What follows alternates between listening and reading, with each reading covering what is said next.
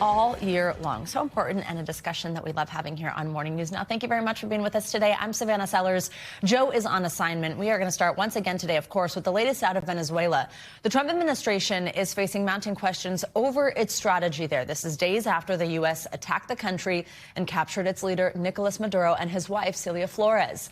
They made their first court appearance in New York yesterday on drug-related charges, including narco-trafficking. Both pleaded not guilty, and Maduro described himself as a prisoner of war.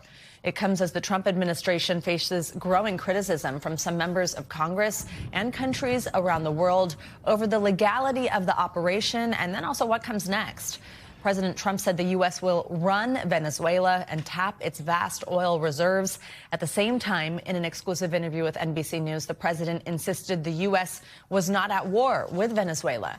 In a few moments, we will speak with NBC News legal analyst Misty Maris. Before that, we're going to bring in our chief international correspondent, Keir Simmons. We are lucky to have him here in New York and on set with us. Keir, good morning. Great to see you. Good to see you. Walk us through what happened in court yesterday. There were so many questions before this happened about exactly what was going to go down. There were some tense moments. Yeah, Tell us. A lot of drama. The reporters in the courtroom described being able to hear the leg shackles of Nicolás Maduro before he even arrived in the court. Wow. He described himself as the president of the Republic of Venezuela, said, as you mentioned at the top there, that he is an innocent man, said that he had been kidnapped. His wife, Flores, also spoke and said that she was completely innocent. The judge stopped him at one point to say, we'll get into all this at some stage, but he repeated it again when a man shouted inside the court that he will pay. He said again, I am innocent, I am a decent man, speaking in Spanish, both of them wearing headphones in order to be able to hear the translation from the English, but from the English that was being spoken in court. But, you know, a dramatic day after a dramatic weekend. There are so many questions now, Keir, about what does happen with the leadership of Venezuela, from people living there, from everybody who's heard the president say that we will run Venezuela. We mentioned that the president did tell NBC News that the U.S. was not at war with Venezuela, but what did he say about how this works moving forward? Is there any indication that the U.S. is supporting elections anytime soon? What does this look like? No, he didn't dismiss elections, but he didn't say they were going to happen anytime soon, as you mentioned. Crucially, didn't say they were going to happen within 30 days. He was speaking to our own Kristen Welker. It was around about a 20-minute conversation. And I'll just read a little bit of the quote because you know, his precise words are important at this important time. We have to fix the country first. You can't have an election. There's no way people could even vote, President Trump said. It's going to take a period of time. We have to nurse the country back to health. Now, the Deputy White House Chief of Staff, Stephen Miller, speaking yesterday, took what President Trump had said much further and talked about a U.S. victory over Venezuela and talked about being able to, you know, right a wrong of Chinese influence in Venezuela, of Russian influence of Venezuela, talked about it as a program for America to assert itself in the Western Hemisphere. That's not the White House legal policy, but it's part of what has clearly been I think you've got to say, a multi-pronged strategy by the White House around this Venezuela action over the weekend. Keir, drugs have been at the center of this, or so the administration has said. Obviously, we know that drug-related charges are mostly what Maduro is being booked for. But in addition to that, we had the buildup of troops nearby in the area, aircraft carriers moving there. We saw those strikes on these alleged drug trafficking boats. And so that's kind of been this like stated goal and purpose. However, in the aftermath of this, oil has come up a lot. And the fact that the U.S. is going to take over these oil reserves, the president has said so many American countries are interested in investing in that infrastructure.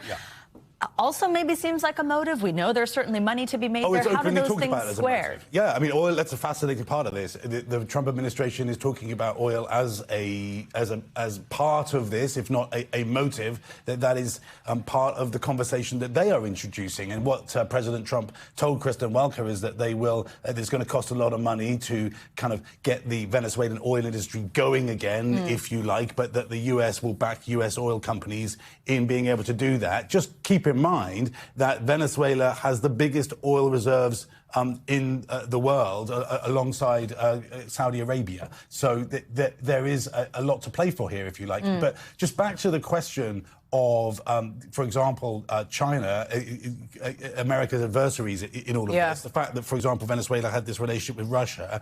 What you do, let's put aside the ethical or moral questions that people watching may understandably have. What you do if you take control of the Venezuelan oil industry is you make it more difficult, for example, for Venezuela to sell oil in yuan, in the Chinese currency, to China. You, many commentators say, are supporting the dollar. So there are complex economic and, let's say, geopolitical issues here beneath the surface, and not beneath the surface. They're just being talked about openly. Right. Keir Simmons, it's great to have you on set. Thank you very much. Appreciate your time this morning. You bet.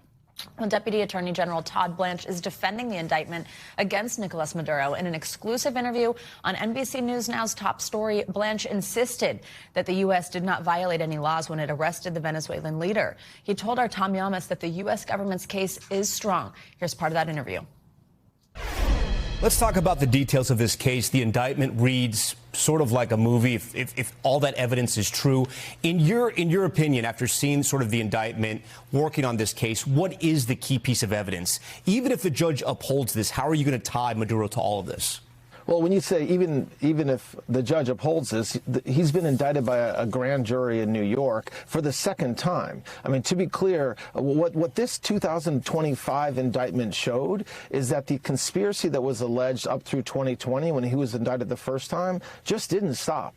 He continued, as alleged, the work that he was doing, helping to orchestrate a major international infrastructure that brought tons and tons of cocaine to the United States. And he continued doing that, as alleged in the indictment, up until 2025. And so this is, like I said, he'll get his day in court with a jury of his peers in New York. And as alleged, like you said, it does read a little bit like a movie. This was an infrastructure and a very organized group of individuals from all over the world, different gangs and different terrorist organizations that work together to bring drugs into this country. And that's what I expect the evidence in trial will show. Our thanks to Tom Llamas for bringing us that interview. You can catch the rest of that conversation with Todd Blanche on NBCnews.com. Well, for more on the legal fallout from Maduro's capture and then the subsequent arraignment yesterday, let's bring in NBC News legal analyst Misty Maris. Misty, good morning.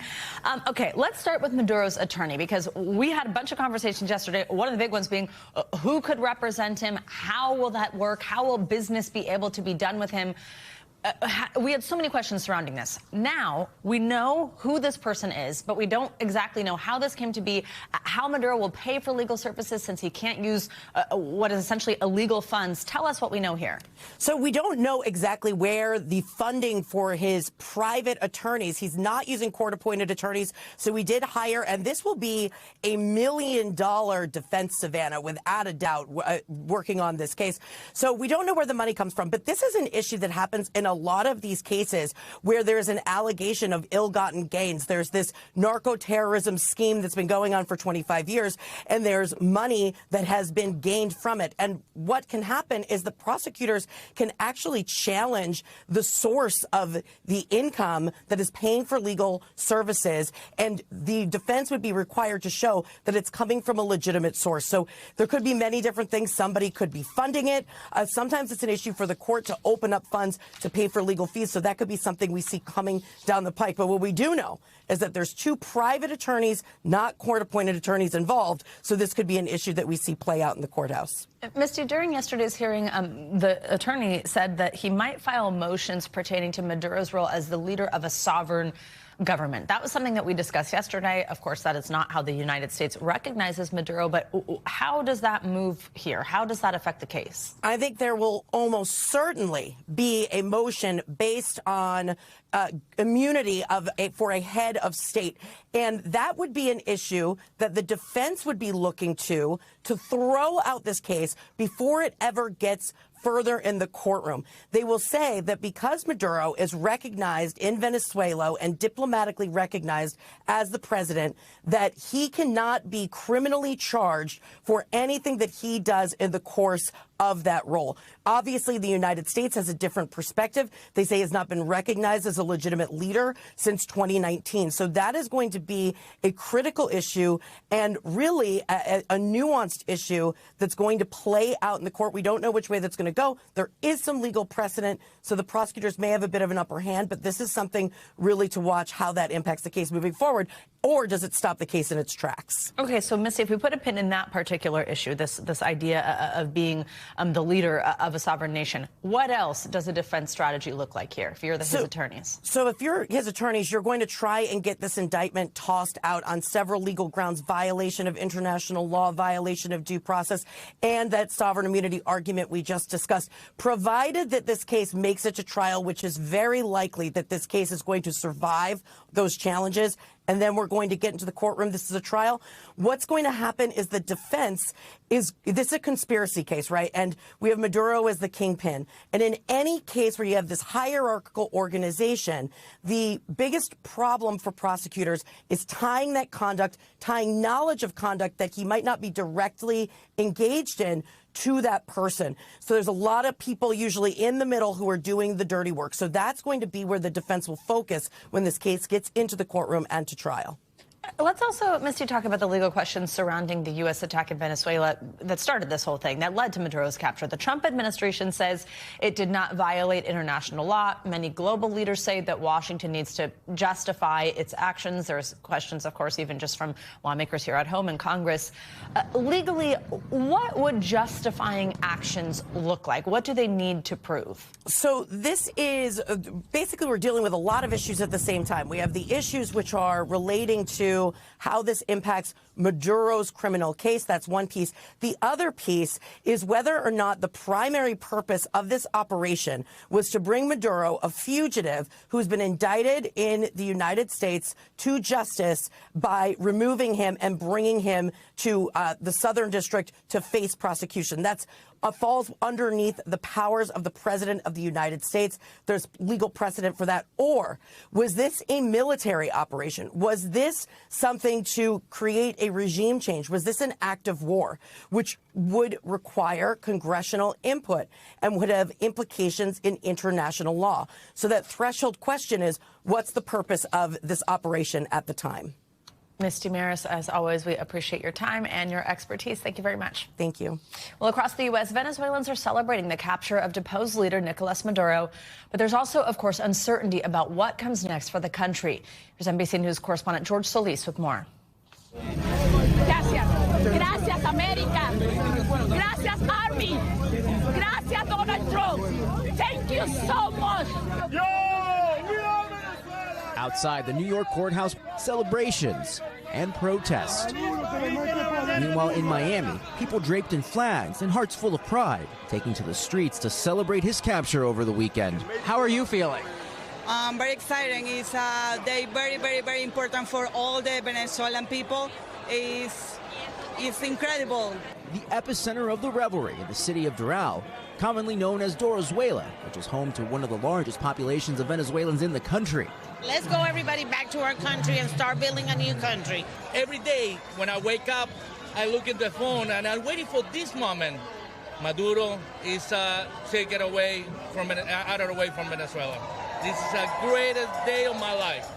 During Maduro's authoritarian regime, around 8 million Venezuelans have fled their country, with the New York Times estimating at least 1.1 million are here in the United States. We needed this. We have been screaming freedom for decades. In Portland, Oregon, NBC's KGW spoke with a Venezuelan restaurant owner. There's no other way of get rid of this situation other than having a military intervention of extraction, because this is not a change of regime. We already decided about it on July 28, 2024.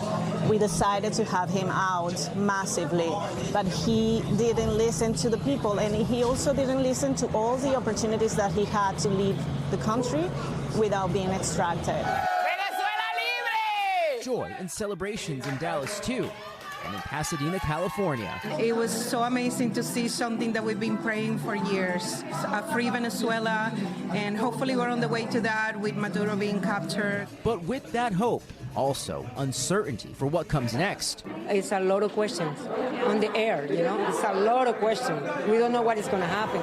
Back in Doral, generations of Venezuelans absorbing the historic moment. Dreams of returning to a home some never really knew, feeling like more of a reality, but in some ways, still just out of reach. My dream is to maybe go one day and see where I was born, where I was raised half of my life, and maybe one day, but not right now, not right now. George Solis, NBC News, Miami. Well, both chambers of Congress are back in session today, and they're kicking off the new year with a busy calendar. Among the items on the long list of issues here, health care, government spending, and the Epstein files. But, of course, top of mind is the attack on Venezuela over the weekend. Top lawmakers appeared to remain divided along party lines on the legality of the president's actions after leaving a briefing on the operation yesterday. As Speaker of the House, as the person who's in charge of defending Article 1 powers, I'm just going to insist to you that those have not been traversed in any way by what happened here. The president used his authority under the law. Donald Trump does everything that he can to avoid Congress. I mean, that's what I feel. He doesn't think that Congress is relevant. NBC News Capitol Hill correspondent Melanie Zanona joins us now from Washington with more on this. Mel, good morning. So what more do we know first about this briefing, what lawmakers learned, and how they're responding to the president's actions? Yeah, good morning, Savannah. Well, according to Democrats and even some Republicans, this briefing really left more questions than answers. Democrats left that briefing saying that the administration was really vague about their plans for running Venezuela, including the potential for boots on the ground. And they also said that they did not get assurances that the same thing wasn't going to happen in other countries like Cuba or Colombia. And so Democrats generally left that briefing very unsatisfied with the answers that they heard and also really worried about what comes next. But Republicans, by contrast, really rallied around the Trump administration. They said it was very clear in this briefing that this operation was justified and legal, in part because it mainly was a law enforcement operation. And they also insisted that this does not amount to a war, that we are not occupying the country, and that there's going to be a very limited role for the United States troops. But again, this was just a limited select group of lawmakers that got a briefing. The full House and the full Senate are expected to receive their briefing as soon as tomorrow, so we could get a fuller picture of where everything stands then. Mel, now I want to talk about the possibility of another government shutdown. I think for a lot of people, those words might be like flashing alarm bells because we saw this happen. It was tough for a lot of Americans here. Congress has until January 30th to pass a new budget bill in order to keep things running. That major shutdown back in October impacted millions of Americans across the country. Are we headed there again? You know, there are some really positive signs that look like we are going to avoid a government shutdown, starting with the fact that Democrats have very little appetite to use the same strategy. In fact, some of the players in the last shutdown fight say they don't want another shutdown fight. They're not going to run the same strategy. They're not going to link funding and healthcare together anymore. And there have been some signs that they are taking some big steps forward. In fact, they just released a package of funding bills, a couple of long-term funding bills that is expected to get a vote in the House later this week. But some of the trickiest long-term funding bills still remain to be written, remain to be hashed out. So there is quite a lot more work to do, but so far it's looking positive. A major sticking point then, Mel, was health care. It's part of what kept the two sides from negotiating for so long here that led to that shutdown being as long as it was. And some of the facts were that at the end of last year, subsidies under Obamacare expired. That led to this sharp hike in premiums. A lot of people are fully aware of that. I don't need to tell them. Where do things stand this week? Yeah, this is going to be a really big issue that Congress is going to have to tackle this month. The House is going to vote on a clean 3-year extension of the Obamacare subsidies on Thursday. That's because a group of moderate Republicans teamed up with Democrats to essentially go over leadership's head and force a floor vote on this issue. But the Senate already rejected a similar proposal in December. So the real question is whether the Senate is going to feel compelled to come together and find a deal that can actually pass both chambers and appease both parties. There have been some bipartisan talks over the break. They've continued this week. And even GOP leader John Thune said there is some hope that they can come to a compromise. But given that those subsidies have already expired and that premiums have already skyrocketed for millions of Americans, time is really of the essence here. Mel, finally, quickly, before I let you go, I do want to ask you about the Epstein files. They continue to be a major focus in Washington because the Justice Department failed to meet this deadline to release all of the files connected to him by the end of last year, end of 2025. Millions of files, of course, have yet to be released. How's the Justice Department defending this delay, and what's the latest from lawmakers on this front? Well, the DOJ has really only released 1% of the total files that they have in their possession. But that's because they say they are still reviewing the files, and that even though they had 30 days technically to release all these files since the law was passed, that they only recently came up or identified an additional 1 million documents that they initially did not review. So that is why there's been a holdup. Lawmakers say this puts them out of compliance with the law. However, there's very little recourse among lawmakers to actually force the DOJ to speed up its review. Savannah. Right, Mel, covering a lot for us today. Thank you so much. Well, today marks 5 years since the January 6th attack on our nation's capital, an event that continues to cast a shadow over politics in the U.S. Well, to mark the occasion, House Democrats plan to hold an unofficial hearing later today where they say they will set the record straight on that day. They have asked former members of law enforcement and others who were at the Capitol to testify. For more, let's bring in NBC News senior justice reporter Ryan Riley, who joins us from Washington, D.C. Ryan, good morning. So do we know who the Democrats are planning to have at today's meeting? And I mentioned unofficial. What exactly does that mean? What's the goal here? Yeah, essentially because Democrats don't have any real powers, they're making this an unofficial hearing. But what they're going to do is bring forward, some people who have expertise on this, some of the officers who suffered that day, and as well as they're bringing forward one of the January 6th riders themselves who have actually had a sort of change of heart on the issue and now believes that it was a brutal attack, sort of shares in the reality of the day's events rather than some of the conspiracy theories about the day's events that many of the rioters have now indulged in. And, it comes at a time when a lot of the rioters want compensation for what happened to them because they see this as government overreach. Their own prosecution as government overreach. A lot of them believe in some of these conspiracy theories about that day that have fed into this ongoing narrative that something unjust was done, that this was somehow not what it appeared to be, and not sort of the images that you're seeing on videotape there, but this was some sort of deep state setup, is what a lot of these rioters believe. Ryan, also yesterday, Democrats on the House Judiciary Committee released 2 new reports examining the aftermath of the attack. Did it give us any new information, and does it give us more insight into what we can expect to hear today? Yeah, they did highlight a lot of the individuals who actually have gone on to commit separate crimes after the attack on the Capitol. There have been at least 33 who were separately charged. Some of those crimes came before, some came after. Some of them are related to child pornography. There's actually one individual in Florida who was arrested because he said that he allegedly abused a minor and then promised that the payment that he sees himself getting in the future from the Trump administration would potentially be used to pay off that minor victim.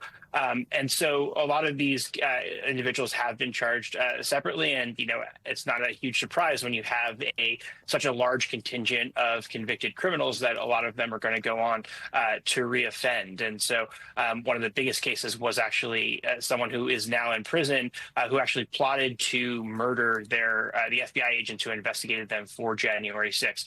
They are actually still now behind bars. We know President Trump, though, did pardon January 6th rioters, as you mentioned, on his first day back in office. Tell us what else, though, he's done related to the siege on the Capitol, sort of in retrospect. Yeah, well, a January 6th defendant is now inside the Justice Department, for one, working on a report that sort of fits along with this narrative, or at least aiding in the report that fits along with this narrative that a lot of the Trump supporters and January 6th defendants are trying to promote, that this was some sort of, deep state effort to get them. And, that's just not what was bared out in court. I sat through countless hours of these hearings, and judges have been have laid out exactly what happened that day, and they are the ones who know these cases the best. A lot of the prosecutors have been fired who are involved in these cases. A lot of the FBI agents who are involved have been targeted by the administration. That's been an internal source of controversy. So there's a lot of efforts that the Trump administration is making to erase what happened that day. Ryan Riley, thank you very much. Well, Minnesota Governor Tim Walz has said he is ending his re-election bid and is not seeking a third term. Walz, who was the Democratic vice presidential nominee last year, as you probably remember, has been criticized by Republicans for how he handled allegations of fraud involving the state's social safety net programs. He has said the state is taking action to prevent future fraud pointing to changes in how the issue has been tackled. Well, in a statement released yesterday, Walz acknowledged that the investigations did play a role in his choice. He said, quote, "Every minute I spend defending my own political interests would be a minute I can't spend defending the people of Minnesota against the criminals who prey on our generosity and the cynics who prey on our differences."